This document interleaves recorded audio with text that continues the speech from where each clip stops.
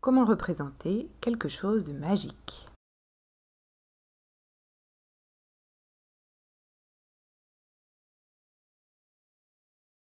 Il y a tout d'abord les images liées à la magie, chapeaux, étoiles, colombes, baguettes magiques et autres événements féeriques issus de la réalité, des dessins animés, des films de science-fiction,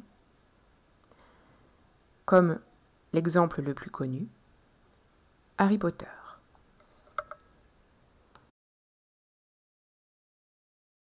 Un autre moyen plastique pour figurer la magie, c'est d'utiliser des tons, des couleurs, des nuances crépusculaires, c'est-à-dire qui ressemblent à la lumière du jour lorsque le soir tombe, comme ici dans le tableau de Friedrich. Pour figurer la magie, on peut aussi s'aider de personnages extraordinaires tels que les démons, les extraterrestres.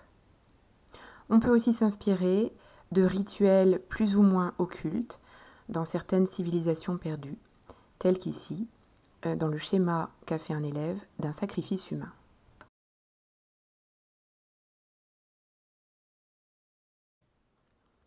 La magie noire a quant à elle été célébrée à la Fondation Cartier lors de l'exposition Vaudou, qui présentait des petites poupées dotées de pouvoirs magiques. Le propriétaire de ces poupées était protégé, mais il pouvait également, grâce à ces poupées, jeter des sorts maléfiques à qui il souhaitait. Les visages, lorsqu'ils sont masqués, détiennent un certain nombre de pouvoirs. Le musée du Quai Branly à Paris nous a présenté dernièrement des masques Loalou en provenance d'Afrique, qui étaient portés lors d'initiations masculines en relation avec la chasse et les rites de fertilité.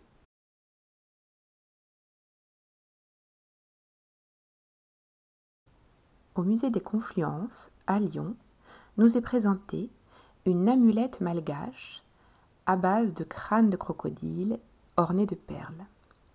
Cette amulette était portée par quiconque voulait traverser une rivière infestée de crocodiles. La magie peut être aussi représentée par toute une série de jeux d'illusions d'optique, comme ici cet élève qui nous propose de trouver la jeune qui vieillit ou la vieille qui rajeunit dans cette image. De nombreux artistes ont utilisé ces techniques de jeu d'optique. Salvador Dali, le premier, dans cette toile, nous fait voir dans la zone centrale à la fois le buste de Voltaire, mais également de religieuses. L'illusion a ce pouvoir de repousser les limites de la représentation, comme ici, dans le trompe-l'œil d'un élève, où on a l'impression que l'on peut soulever un drap qui masque un sablier. René Magritte a peint de nombreux tableaux qui brisent l'illusion picturale, mais la renforcent en même temps. Ceci n'est pas le soleil couchant, nous dit Magritte, ce n'est qu'une image.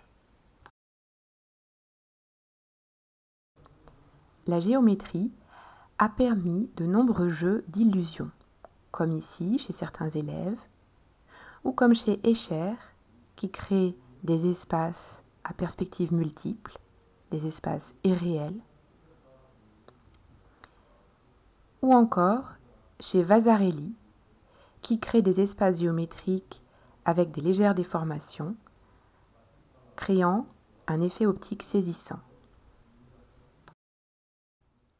Il existe également un effet magique lorsque l'on passe de la 2 dimensions à la 3 dimensions, comme ici dans ce travail d'élève en volume de papier découpé.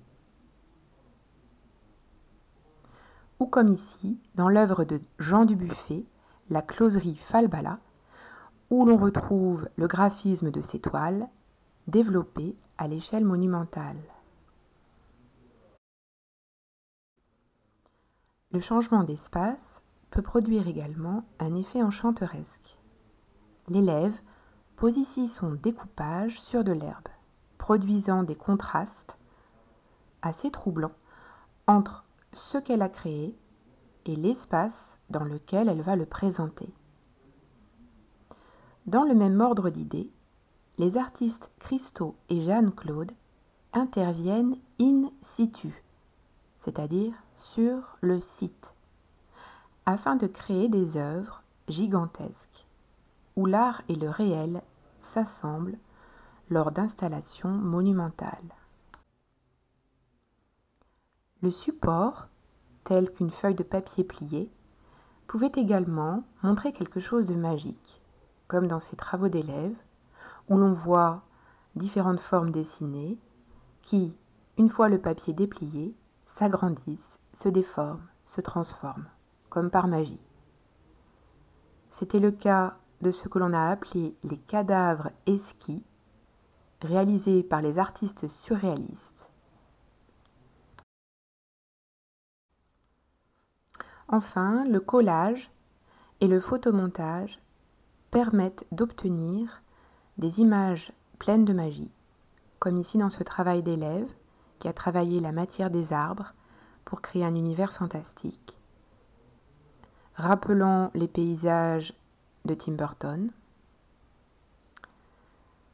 comme également dans ce travail de collage d'une autre élève, ou encore dans ces photomontages mêlant différents effets et trucages, comme des déguisements et du maquillage réel, mais également des superpositions de calques et de filtres par un logiciel numérique. Un travail qui n'est pas sans rappeler les photomontages de Mariko Mori, ou encore les sculptures taxidermées de Thomas Grünfeld. Enfin, les images animées sont un excellent exemple de travaux que pouvaient rendre les élèves, car ils témoignent, comme ici dans le travail de Norman McLaren, de la possibilité pour les artistes de donner vie aux images, ce qui a quelque chose de magique. Comment veux-tu mon belle, comment veux-tu mon belle chanter? Comment veux-tu mon belle, comment veux-tu mon belle chanter? Mon merle peut un coup, deux coups, trois coups, une tête, deux têtes, trois têtes, un œil, deux yeux, trois yeux, un bec, deux becs, trois becs, Marlot. Comment veux-tu mon deux têtes, trois têtes, un œil, deux yeux, trois yeux, un bec, deux becs, trois becs, Marlot. Comment veux-tu mon belle, comment veux-tu mon belle chanter? Comment veux-tu mon belle, comment veux-tu mon belle chanter? Merci pour vos productions et que la magie reste en vous.